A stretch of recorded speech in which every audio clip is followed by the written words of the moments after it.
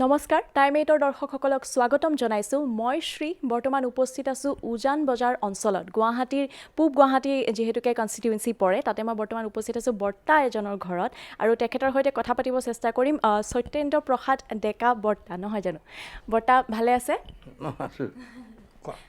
আপুনি গম পাইছে নিশ্চয় যেহেতুকে গুৱাহাটীৰ চাৰিওদিশে আৰু অসমত চৌদিশে বৰ্তমান এষাৰেই কথা যে নিৰ্বাচন আহিছে ইলেকশ্যনছ আহিছে আৰু আমি সকলোৱে ভোট দিব যাব লাগিব সেইকাৰণে এনেকুৱা এটা অৱস্থাত আপুনিও নিশ্চয় ভোট দিব যাব নহয় জানো ভোট দিব যাব লাগিব এই প্ৰশ্নটো আমি ভোট দিবই লাগিব আৰু তোমাৰ যেতিয়া তুমি কৈছা মই সবিনয় নিবেদন কৰিছোঁ গোটেই ৰাইজকে বিশেষকৈ অসম বা ভাৰতবৰ্ষৰ অসমৰ এই সমাগত নিৰ্বাচনত সকলোৱে যেন সকলো কাম কাজ সকলো বাতিল কৰি নিজৰ যিটো সাংবিধানিক অধিকাৰ ভোটটো যেন গৈ পেলাই সিদিনাখন নিৰ্দিষ্ট দিনৰ দিনা যেন গৈ পেলাই ভোটটো প্ৰদান কৰি নিজকে এজন সুস্থ নাগৰিক হিচাপে প্ৰতিপন্ন কৰে ইৰেছপেক্টিভ অফ জেণ্টছ এণ্ড লেডিজ যিহেতুকে আমি সকলোৱে জানো যে ভোটদান আমি সকলোৱে কৰিব লাগে আৰু গৈ পেলাই যেতিয়া আমি ভোটদান কৰোঁ আমি সকলোৱে এনেকুৱা হয় যে আমি নেতাজন চাই লওঁ যে নেতাজনে কেনেকুৱা ধৰণৰ কাম কৰিছে বা কৰিব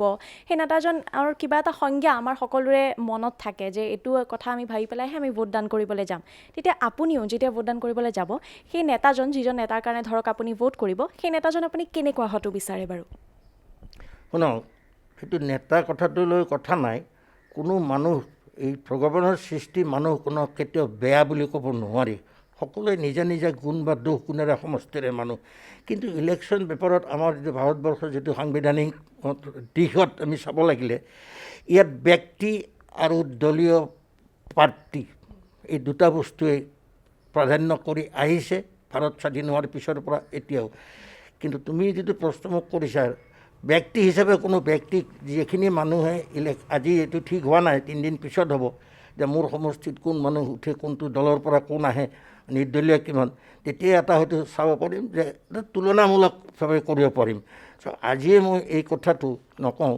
কিন্তু মই এজন ব্যক্তি বিচাৰোঁ আৰু দল হিচাপেও বিচাৰোঁ যে মোৰ এই মই অসমৰ কথাই কৈছোঁ অসমৰ ভূমিত যিখিনি আমাৰ আমি আজি 30-40 বছৰ ধৰি বা একেবাৰে স্বাধীন হোৱাৰ পৰা আমি যি সমস্যাত ভুগি আছোঁ গৈ আমাৰ যিটো জাতিটো যিটো বিশেষকৈ খিলঞ্জীয়া ৰাইজ আমাৰ যিটো আছে কাৰণ অসমৰ 3 কোটিৰো অধিক আমাৰ জনসংখ্যাৰ ভিতৰত আমাৰ 2 কোটিৰো ওপৰত আমাৰ খিলঞ্জীয়া অসমীয়া মানুহ ইয়াৰ যিখিনি সমস্যাত আমি ভুগি এইখিনি যেন এই সমস্যাবোৰ সমাধান কৰিবৰ কাৰণে যিগৰাকী ব্যক্তিয়ে বা যি দলেই চেষ্টা কৰে ঠিক মই সেই ব্যক্তি বা সেই দলকেই সেই দলৰ যিয়ে নহওক মই সেইটোৰ কাৰণে আমি সকলোৱে আমি তেওঁলোকক উৎসাহ দিবৰ কাৰণে আমি সকলোৱে চেষ্টা কৰিবই লাগিব এইটো মোৰ কথা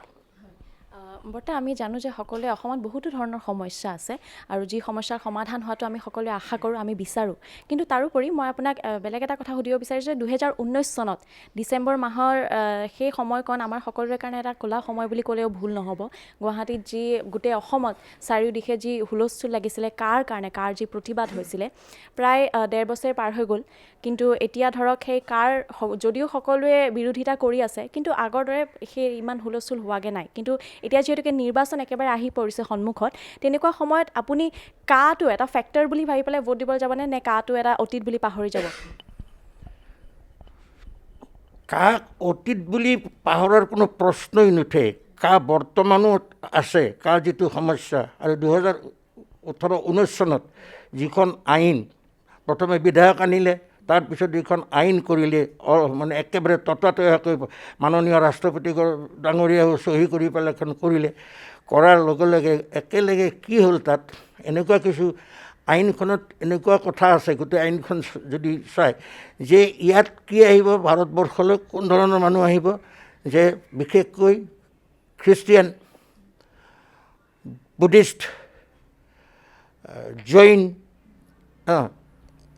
হিন্দু ইত্যাদিকৈ মানুহবোৰ যিবোৰ মানুহ বাহিৰত আছে সেই মানুহখিনিক আমি ইয়ালৈ আনি ইয়াত আমি ভাৰতীয় নাগৰিকত্ব দিম এই আইনখনে সেইটোহে বিশেষত কৰিলে।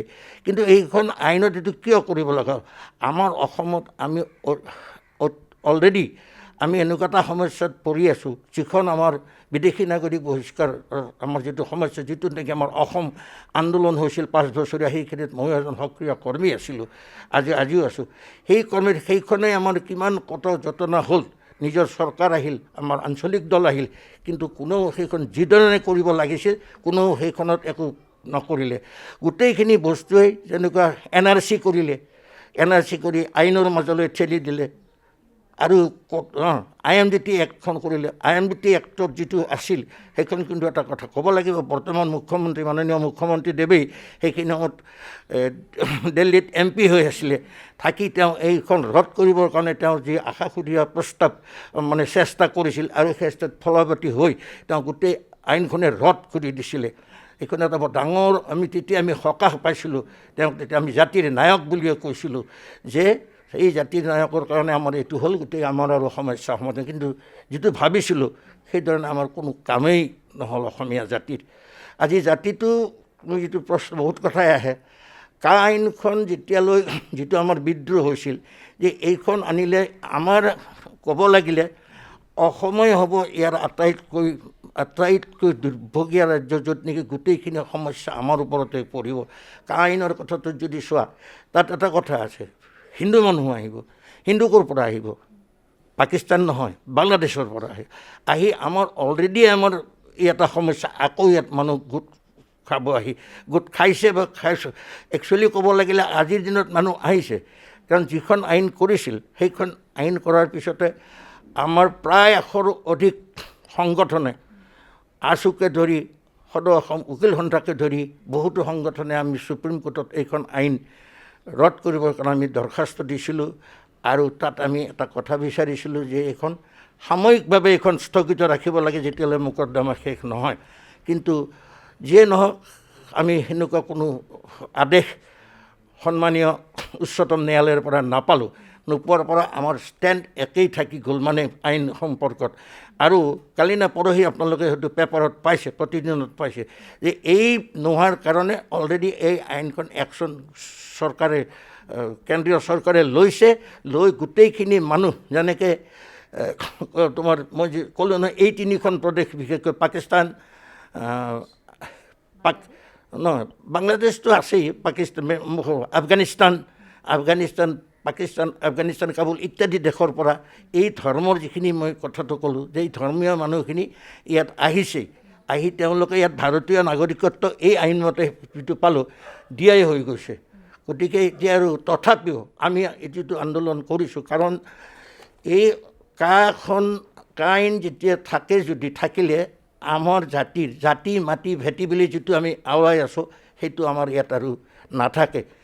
আমাৰ ইয়াত একেবাৰে চিৰকালৰ পৰা লৈ হৈ যাব। আমাৰ ভাষাটো আমি হেৰাই পেলাম। গতিকে আমি কৈছোঁ যে আজিৰ দল নহয় প্ৰাৰ্থীৰ কথা নকওঁ, যে অসমৰ খিলঞ্জীয়া অসমৰ এটাই কথা হ'ব লাগিব, যিটো তোমালোকে প্ৰতিজ্ঞা ৰাইজক পৃথিৱীৰ ওচৰতে প্ৰতিজ্ঞা কৰিছে, কা আইন আমি বাতিল কৰিম। আৰু কা আইন এই সময়ত বাতিল কৰাৰ কাৰণে আমাৰ এটা, আমি ভাবোঁ যে নিৰ্বাচন যদি হয়, নিৰ্বাচনত দল বা প্ৰাৰ্থীয়ে যিয়ে কা আইনক বাতিল নকৰাৰ পক্ষে আহে, আৰু সেইসকলকে তেতিয়াৰ হেৰিমতে আমি তেওঁলোককে শাসনত বহুবাৰ আমি এটা চেষ্টা কৰিব লাগিছিল। আৰু সেইটোৱে কৰিব লাগিলে, কা আইনখন যদি উঠাব লাগে, তেতিয়াহ'লে এই নিৰ্বাচনত যিটো হ'ব, তাতে কিবা এটা প্ৰশ্নৰ উত্তৰ আমি কৰিব লাগে। আৰু সেইকাৰণে সকলো খিলঞ্জীয়া মানুহ, অসমবাসী ৰাইজে, যিহেতু ভাৰতবৰ্ষৰ ৰাইজেও কৈছে,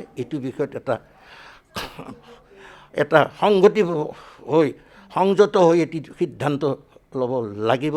নিজস্ব স্বাধীন নহয়, আমাৰ অসমবাসীৰ জাতি মাটি ভেটি আৰু ভাষা ৰক্ষাৰ কাৰণে আৰু আমি থাকিবৰ কাৰণে এইটো মোৰ কথা। আৰু মই এজন আন্দোলনকাৰী হিচাপেই বা এজন অসমীয়া মানুহ হিচাপে ইয়াত বাহিৰে মই আকৌ কৈছোঁ যে এই সম্পৰ্কত আমাৰ দেশবাসীকেই কৈছোঁ যে আপোনালোকে এই কথাটো চিন্তনীয় বিষয় হৈছে। ইয়াত কোনো ৰাজনীতি নাই, ইয়াত কোনো ব্যক্তিবিশেষৰ কথা নাই, এইটো এটা আমাৰ এটা জাতিটো বাচি থকাৰ অসমীয়া হিচাপে ৰখাৰ খিলঞ্জীয়া অসমীয়া হিচাপে থকাৰ এইটো এটা আমাৰ আগত প্ৰশ্ন আহিছে আৰু ইয়াক আমি উদ্ভৱ কৰি আমি ৰাখিব লাগিব।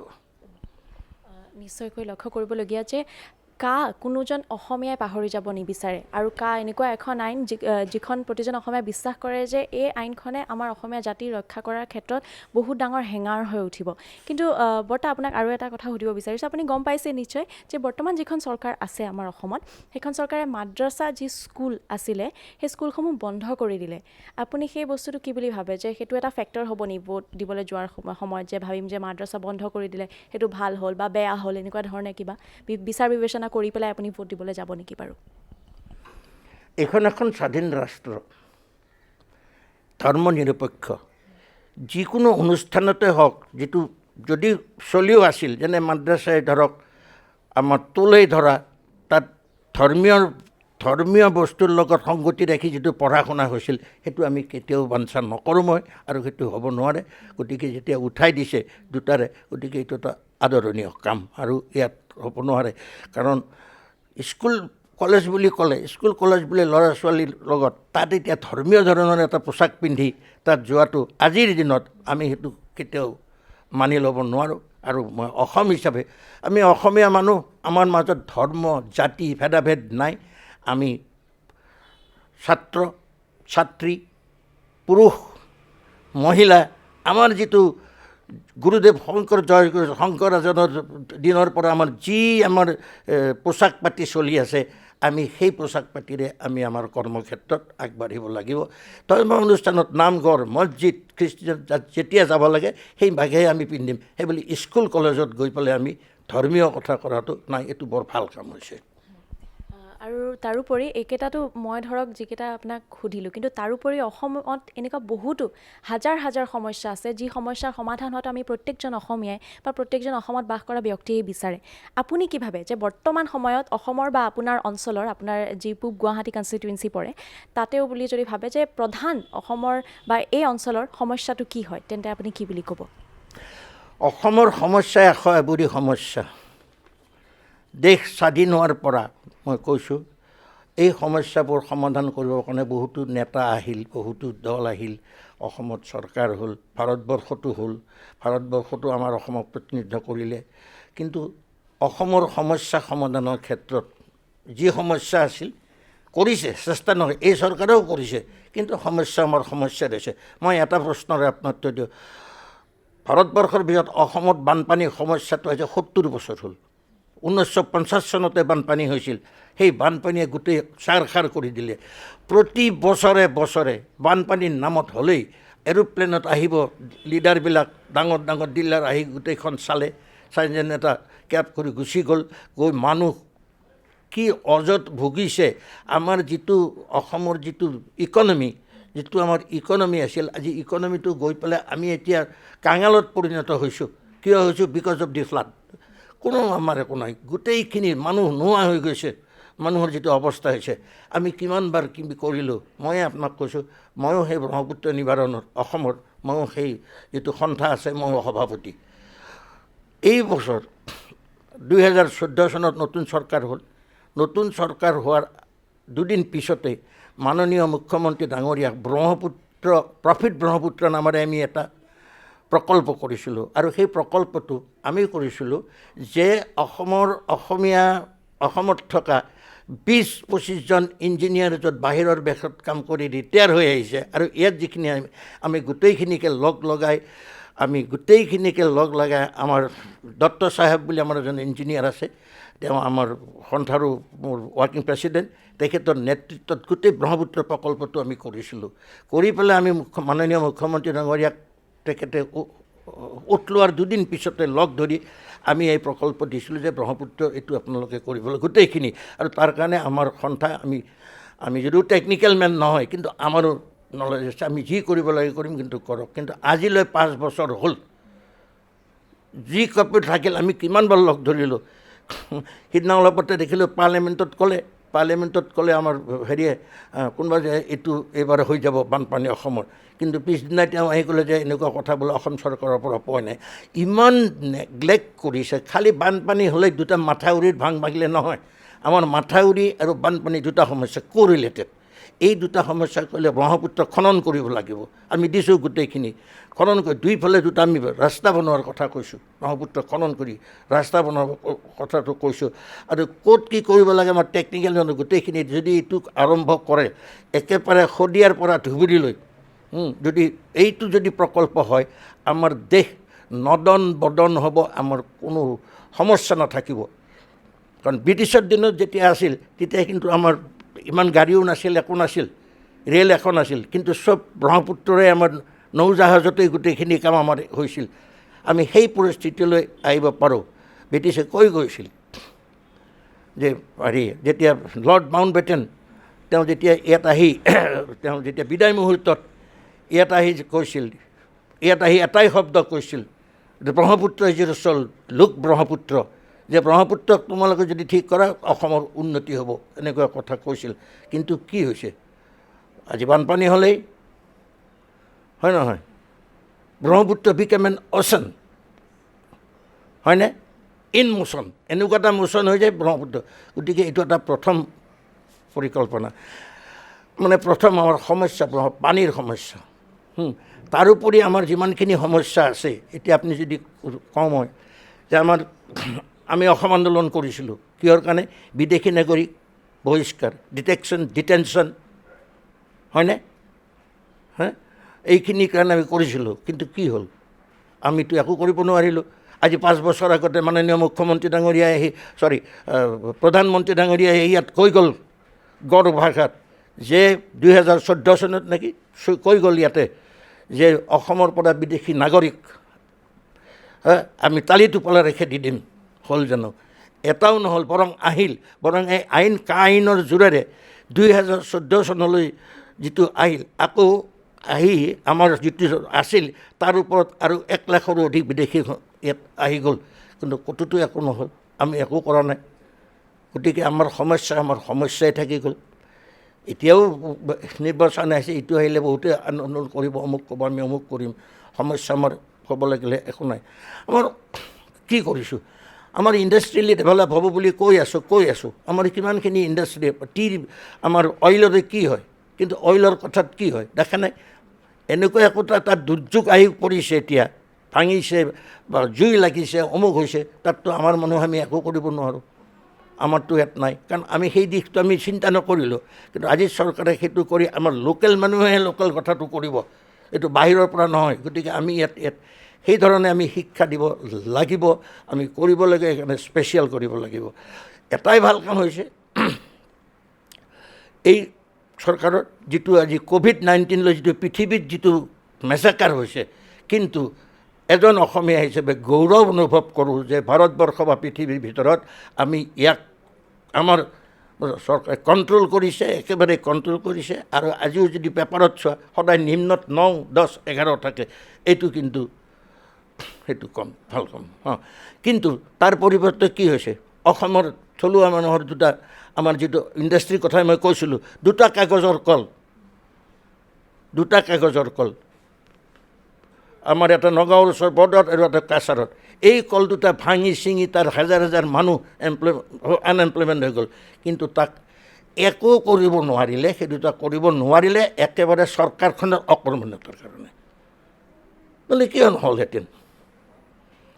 আমাৰ আজি কিমানকেইটা ইণ্ডাষ্ট্ৰী আছে, আমাৰ তৈল শোধনাগাৰ আছে 5-6টা, Numaligarh one of the best.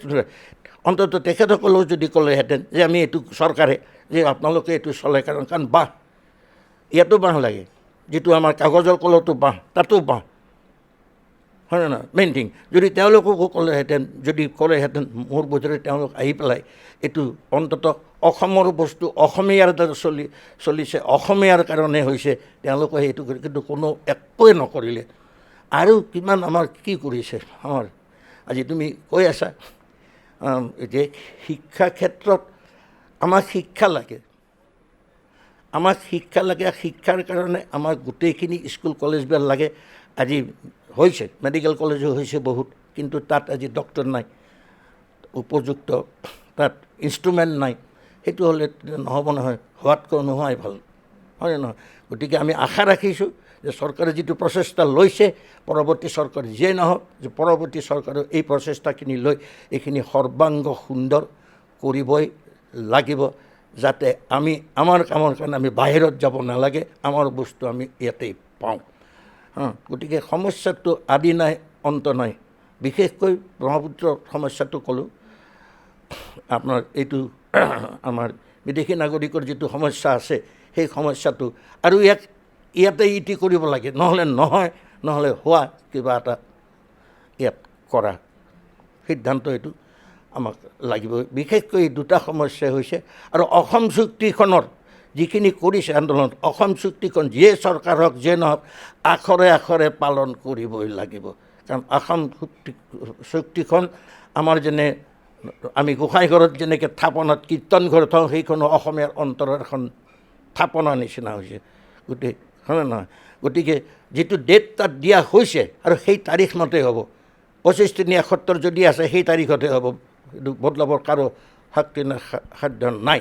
আৰু এইখিনি অসম চুক্তিখন আমি একেবাৰেই কৰিব লাগিব, যিয়ে চৰকাৰ নহওক, এইটো কিন্তু কথা, নহ'লে আমাৰ ভৱিষ্যত একেবাৰে জাতিটোৰ ভৱিষ্যতৰ কাৰণে, জাতি মাটি ভাটি আৰু ভাষা যদি ৰাখিব লাগে, মই যিখিনি কথা থুলমূলকৈ ক'লোঁ সেইখিনি আৰু বহুতো আছে, আৰু সিমান আৰু সেইখন কিন্তু এইখিনি লাগিব। আৰু আমাৰ এটা কথা হৈছে, যিখিনি আমি ইয়াৰ ব্যৱহাৰ্য বস্তু আমাৰ কমন পিপুলৰ, আজি বাছৰ পেট্ৰলৰ ভাড়া, ইয়াতে পেট্ৰল হয় কিন্তু আজি 100 টকা হৈছে। সৌসিদিনা ক'লে যে প্ৰত্যেক ঘৰতে কিবা 8 টকা নে 10 টকা দিয়ে, বৰ ভাল কথা, ভাল পাইছোঁ। কিন্তু পিছদিনাই আকৌ গেছটোৰ দাম 1000 টকা হৈ গ'ল। গতিকে এইটোতো এটা বিজনেছেই হৈছে, হয় নহয়? গতিকে এইটো আমি কেতিয়াও মানি নলওঁ, এইটো নহয়। আমাৰ এটাই ষ্টেটিক থাকিব লাগিব, কাৰণ মোৰ কথা সৰ্বসাধাৰণ মানুহখিনি, যিঘৰ ঘৰে 8 টকা যদি মই দিছোঁ, কালি যদি তেওঁ গেছটো এতিয়া 1000 টকাত কিনিব, তেওঁৰ কি বিলয় বিপত্তি হৈছে সেইটো সেই মানুহজনে বুজে, সেই পৰিয়ালটোৱে বুজে। আৰু তাৰ লগত যদি সম্বন্ধ ৰখা মধ্যবিত্ত কিছু মানুহে এই কথাটো বুজি পায়। গতিকে এইখিনি কথা আমাৰ মানে সৰু সুৰা কথাৰ ভিতৰত এইখিনি কথা আমি চালি জাৰি চাই আমি চৰকাৰক বা যিয়ে নহওক, আৰু আমি কাৰণ চৰকাৰো আমাৰ ৰাইজৰে চৰকাৰ, আমাৰে চৰকাৰ, গতিকে আমিও এটা সক্ৰিয় অংশ গ্ৰহণ কৰিব লাগিব। আৰু ইয়াত কোনো আমাৰ এইখন দেশত আমাৰ ইয়াত কোনো ধৰ্মীয়ভাৱে ৰেভাৰেট নাই, হিন্দু কওক, মুছলিম কওক, খ্ৰীষ্টান, আমাৰ একো নাই। আমি অসমীয়া হিচাপে থাকিম।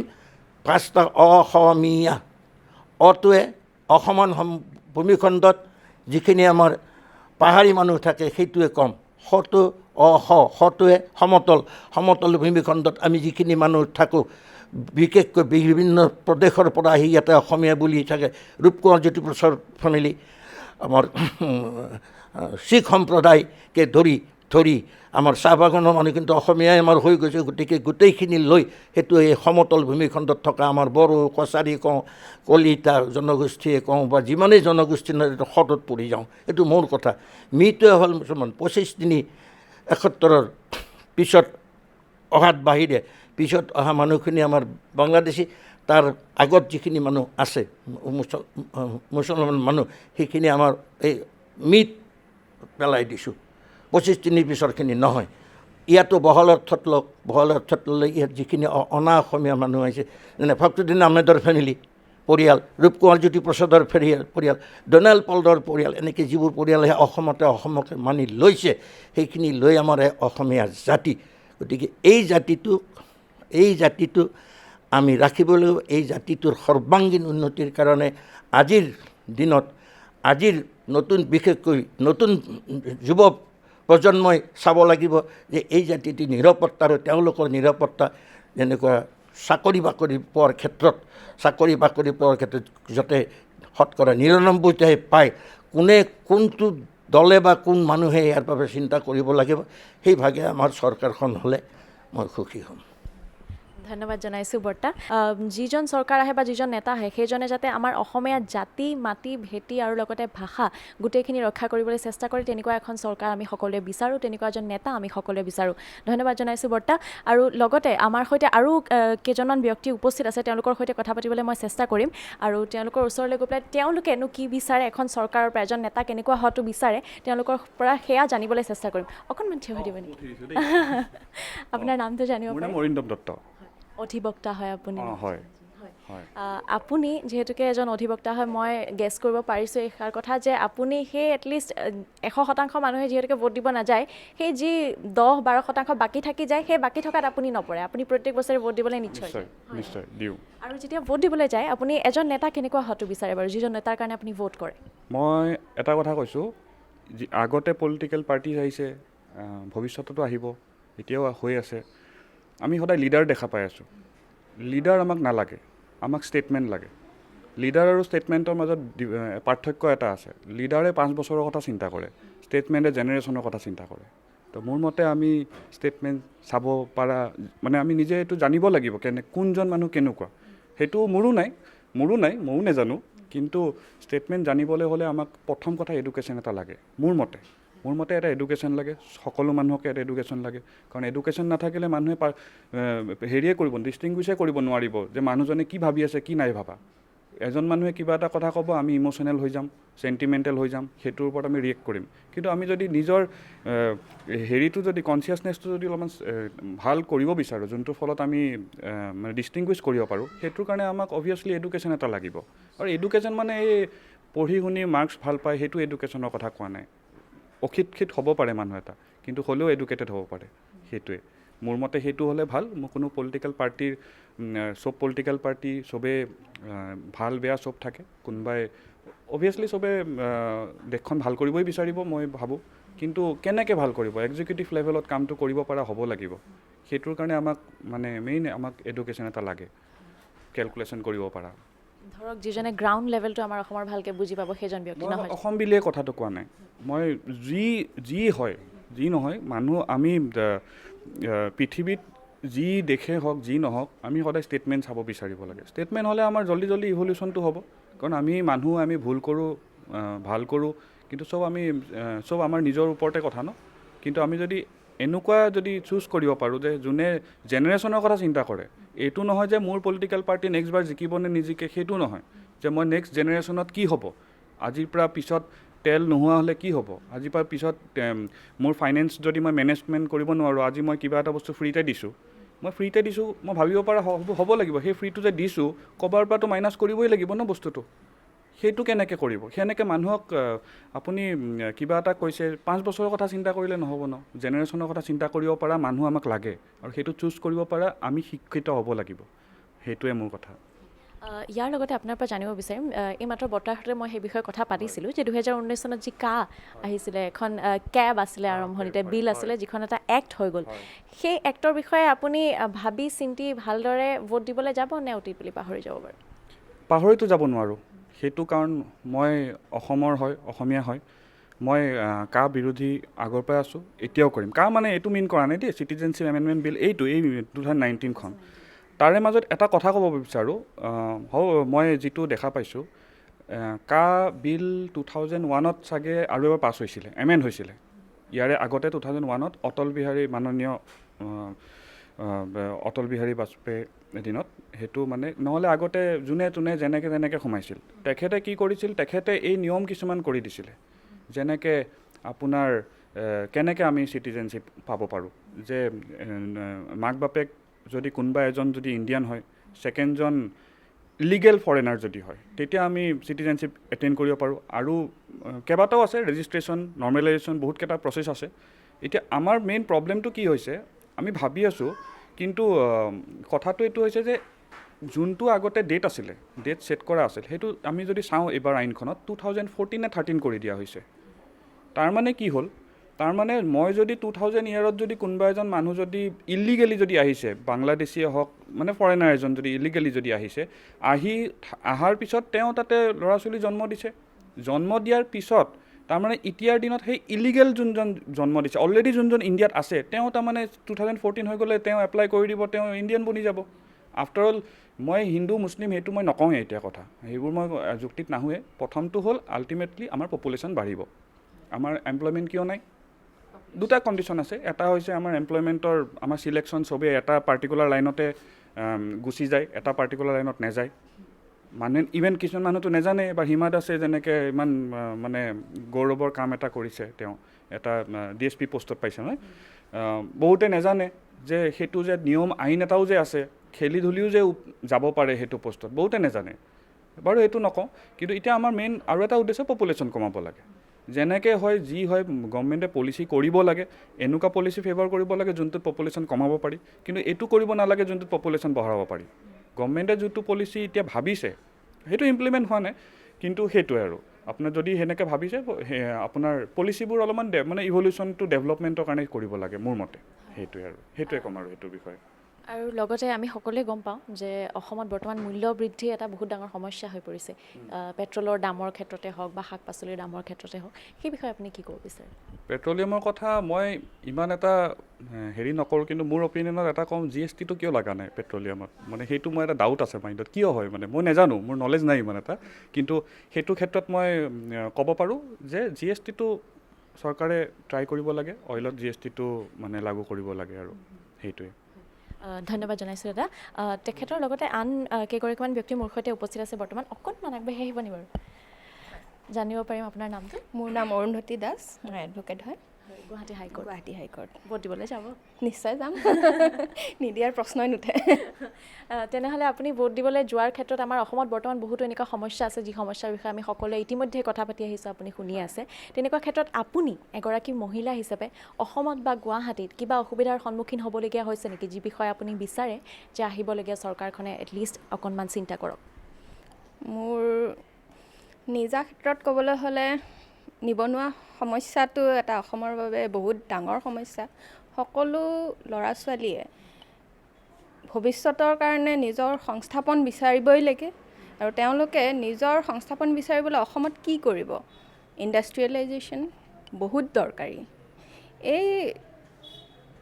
এই বিষয়টো মানে বহুত মানে মই নিজে বাহিৰত পঢ়ি আহিছোঁ বাহিৰতো দেখিছোঁ কিন্তু অসমত অহাৰ লগে লগে দেখোঁ কিছুমান ক্ষেত্ৰত আমি আগবাঢ়িব নোৱাৰোঁ মই ক'ত কি কৰিম নেক্সট পইণ্টত মই ক'ত চাকৰি এটা বিচাৰিম ইয়াতে বহুত ক্ষেত্ৰত আমি পিছ পৰি আছোঁ সেইবোৰ প্ৰধান সমস্যা হিচাপে লৈ পেলাই চৰকাৰখনে ভাবিব লাগে আপুনি তাৰমানে যেতিয়া ভোট দিবলৈ যাব তেতিয়া মানে আপোনাৰ এটা ফেক্টৰ যিহেতুকে ইংলিছত ফেক্টৰ বুলি কয় শব্দটো ফেক্টৰ ভাবি পেলাই সকলোৱে ভোট দিব যায় আপোনাৰ সেই ফেক্টৰটো হ'ব যে নিবনুৱাসকলক মানে অকণমান হ'লেও চকু মেলি চাব লাগে নহয় জানো ইয়াৰ উপৰি আপুনি জানে যে মই ভোট দিবলৈ আমি যেতিয়া যাওঁ তেতিয়া ভোট দিয়া মানুহৰ সংখ্যা 100% কেতিয়াও নহয় অলপমান সময় আগতে মই কৈছিলোঁ 71% বা 78% এনেকুৱা ধৰণৰ হয় কিছুমান মানুহে ভোট দিব নাযায় যদিও আমাৰ এইটো অধিকাৰ হয় আৰু আমি সকলোৱে যাব লাগে সেইসকলক আপুনি এগৰাকী অধিবক্তা হিচাপে কি ক'ব বিচাৰে যে ভোট দিবলৈ আপোনালোক আহিব লাগে আৰু কিয় আহিব লাগে ভোট দিয়াটো আমি ভোট দিলোঁ মানে সেই মানুহজনক আমি বিচাৰিছোঁ তেওঁ আমাৰ কাৰণে ভাবিব আৰু আমাৰ প্ৰতিনিধিত্ব কৰিব উন্নয়নৰ কাৰণে তেওঁলোকে চাব গতিকে আমি প্ৰত্যেকজন নাগৰিকৰ আমাৰ এইটো দায়িত্ব হয় আমি সদায় ভোট দিবই লাগিব আৰু তেতিয়াহে সেই মানুহজন আমি যাক নিৰ্বাচন কৰিম সেইগৰাকী মানুহে আমাৰ কাৰণে ভাবিব গতিকে এইটো বহুত দৰকাৰী আৰু ধন্যবাদ জনাইছোঁ নিশ্চয়কৈ এইটো লক্ষ্য কৰিবলগীয়া কথা যে আমি যিহেতুকে ভোট দিবলৈ যাওঁ তেতিয়া আমি কাৰোবাক কিবা কথা ক'বলৈ আমি সেইকণ সাহস পাওঁ কিন্তু যদি ভোট দিবলৈ নাযাওঁ তেনেহ'লে সেই চৰকাৰখনক আমি দোষাৰোপ কৰিবলৈ কোনো নহয় আচলতে ভোট দিয়াটো সেইকাৰণে বহুত বেছি প্ৰয়োজনীয় হয় ইম্পৰ্টেণ্ট হয় বুলি কোৱা হয় পিছে মোৰ সৈতে আন এগৰাকী ব্যক্তি আছে মই তেখেতৰ সৈতে কথা পাতিব চেষ্টা কৰিছোঁ নামটো জানিব পাৰিম আপোনাৰ মিলসকল আপুনি গুৱাহাটীৰে গুৱাহাটীৰে ভোট দিবলৈ যাবই নিশ্চয় যাওঁ তেন্তে আপুনি ভাবে নেকি যে আপোনাৰ অঞ্চলত এতিয়া বৰ্তমান কিবা অসুবিধা আছে পানীৰ ড্ৰেইনেজ ছিষ্টেম বা এনেকুৱা ধৰণৰ কিবা যি বিষয়ে আপুনি বিচাৰে যে আহিবলগীয়া চৰকাৰখনে তাৰ সমাধান উলিয়াওক সেইটোতো বিচাৰোঁৱেই মানে সুবিধাখিনি দিলে ভাল হয় ড্ৰেইনেজ ছিষ্টেম কেনেকুৱা সেইটোতো প্ৰব্লেমটো থাকিবই যিয়ে নকওঁ চেষ্টা কৰি আছে কিন্তু সেনেকুৱাতো সুফল মানে কৰিব পৰা নাই চৰকাৰে বাকী চাওঁ নেক্সট চৰকাৰে কি কৰে। তেন্তে আপুনি যিহেতুকে এগৰাকী মহিলা সেই হিচাপত আপুনি অসমত বা গুৱাহাটীত কিমান সুৰক্ষিত অনুভৱ কৰে বাৰু? সেইটো সেই বিষয়ে মই একো কমেণ্ট কৰিব নিবিচাৰোঁ। অ'কে, যিহেতুকে মই নিজে এগৰাকী যুৱতী হয়, আপুনি এগৰাকী যুৱতী হয়, মহিলা হিচাপে কোৱা হয়, সেই হিচাপত আমি কিছুমান এনেকুৱা প্ৰব্লেম ফেচ কৰোঁ। ধৰক বাছত আমি বেছি ঠেলা হেঁচাত যাবলৈ দিগদাৰ পাওঁ বা এনেকুৱা ধৰণৰ, সেইকাৰণে আমাক পিংক বাছৰ সুবিধা দিয়া হৈছে। সেই পিংক বাছত আপুনি এতিয়ালৈকে উঠিবলৈ চান্সটো পাইছেনে বাৰু? অঁ য়েছ, উঠিছোঁ। আৰু সেইটো কাৰণে নিশ্চয় অকণমান হ'লেও ছেফটি আহিছে বুলি য়েছ, ছেফটি আহিছে। ইয়াৰ উপৰি কিবা আপোনাৰ এনেকুৱা ফেক্টৰ আছে নেকি যি ফেক্টৰৰ বিষয়ে ভাবি পেলাই আপুনি ভোট দিবলৈ যাব এজন নেতাৰ বাবে বা এজন পাৰ্চন বা এটা পাৰ্টিৰ বাবে? সেনেকুৱাতো নাই, কিন্তু মানে মই বিচাৰিম যে যোনে মানে ভালকৈ যেনেকৈ বাই ক'লে এমপ্লয়মেণ্টৰ কথা, তো মই সেইটোৱে বিচাৰোঁ। মানে নিবনুৱা সেই যিটো মানে বহুত বাঢ়ি গৈছে ন, সেইটো ছেটেল হয় যাতে মানে সেইটো ফেক্টৰ মই সেই কৰিম চাম। ধন্যবাদ জনাইছোঁ। নিশ্চয়কৈ লক্ষ্য কৰিবলগীয়া কথা যে নিবনুৱা যি সমস্যা আছে বৰ্তমান আমাৰ অসমত, অকল অসম বুলি নহয় আচলতে গোটেই ভাৰতবৰ্ষত, সেই সমস্যাৰ সমাধান হোৱাটো আমি প্ৰত্যেকজন অসমীয়াই বিচাৰোঁ আৰু তেখেতসকলেও বিচাৰে বুলি ইতিমধ্যে তেওঁলোকে কৈছে। ইয়াৰ লগতে যদিও 2019 চন ডিচেম্বৰৰ কথা, কাৰ কথা আমি কোনোজন অসমীয়াই পাহৰি যাব নোৱাৰোঁ বুলি প্ৰত্যেকজনে ইতিমধ্যে কৈছে। আৰু লগতে মাদ্ৰাছা বা এনেকুৱা ধৰণৰ বা COVID-19ৰ সময়ত বৰ্তমানৰ যি চৰকাৰ আছে সেই চৰকাৰখনে যি পদক্ষেপ লৈছিলে, যিখিনি ব্যৱস্থা লৈছে, সেই ব্যৱস্থাখিনি চাই পেলাই তাৰ ওপৰত লক্ষ্য কৰি পেলাই সকলোৱে আমি অসমীয়া হিচাপে বা অসমৰ এগৰাকী নাগৰিক হিচাপে আমি সকলোৱে বহুত গৌৰৱান্বিত হওঁ, আমি বহুত গৌৰৱ অনুভৱ কৰোঁ। আৰু সেইকাৰণে আমি এনেকুৱা এখন চৰকাৰ বিচাৰোঁ যাতে COVID-19ৰ সময়ত যিদৰে তেওঁলোকে ছিটুৱেশ্যনটো হেণ্ডেল কৰিলে, ঠিক সেইদৰে অসমৰ প্ৰত্যেকটো ক্ষুদ্ৰৰ পৰা আৰম্ভ কৰি ডাঙৰ ডাঙৰ সমস্যা সেইদৰে তেওঁলোকে হেণ্ডেল কৰি বা কণ্ট্ৰল কৰি যায়। মই এতিয়া শ্ৰীয়ে আমাৰ ভিডিঅ' জাৰ্নেলিষ্ট শ্বাহবাজৰ সৈতে মই উপস্থিত থকা বৰ্তমান অঞ্চল উজান বজাৰৰ পৰা ধন্যবাদ জনাইছোঁ আপোনাক টাইম 8 চাই থকাৰ বাবে। আৰু প্ৰত্যেক দিনাই আপোনাক এইদৰে অন্য ঠাইত গুৱাহাটীৰ লগতে অসমৰ অন্য ঠাইত লৈ যোৱাৰ এটা প্ৰমিছ কৰি মই আজি বিদায় লৈছোঁ। ধন্যবাদ।